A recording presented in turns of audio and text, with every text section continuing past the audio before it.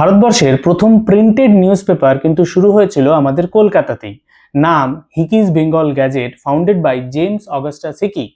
1780 সাল নাগাদ এটা শুরু হয়, কিন্তু শুরু হওয়ার 2 বছরের মধ্যেই অর্থাৎ 1782 সাল নাগাদ ওয়ারেন হেস্টিংস মামলা করে এটাকে বন্ধ করে দেন এবং জেমস হিকির জেল পর্যন্ত হয়। আর আজকে আমি আপনাদের জানাবো সেই কাহিনী। নমস্কার, আমি পুলক এবং ওয়েলকাম টু সেকাল ওয়েকাল। জেমস হিকি ছিলেন আয়ারল্যান্ডের মানুষ। 1772 সাল নাগাদ তিনি ভারতবর্ষে আসেন এবং 1780 সাল নাগাদ তিনি পেপার শুরু করেন। এটা ছিল একটা 4 পাতার উইকলি ফরম্যাটের পেপার। তিনি সেই সময় ভারতবর্ষের মানুষের শোষণ হওয়া, ইংরেজ সরকারের দুর্নীতি ইত্যাদি সমস্ত বিষয়ে লেখা শুরু করেন। ওয়ারেন হেস্টিংস সম্বন্ধেও তিনি লেখেন। স্বাভাবিকভাবেই ওয়ারেন হেস্টিংসের সেটা পছন্দ হয় না, তাই তিনি মামলা করে এই পেপার বন্ধ করে দেন এবং জেমস হিকির জেল হয়।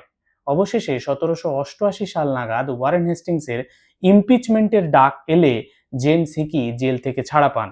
কিন্তু জেলে থাকাকালীন তিনি শারীরিকভাবে, মানসিকভাবে এবং ফাইন্যান্সিয়ালি অত্যন্ত উইক হয়ে পড়েন এবং 1802 সাল নাগাদ জাহাজে চীন যাওয়ার সময় তিনি মারা যান।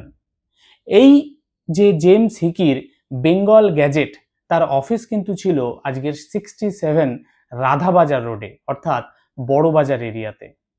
এই ছিল আজকের ভিডিও। কেমন লাগলো আপনাদের? যদি ভালো লাগে ফেসবুকে ফলো করবেন, ইউটিউবে লাইক, কমেন্ট, সাবস্ক্রাইব করবেন। Thank you.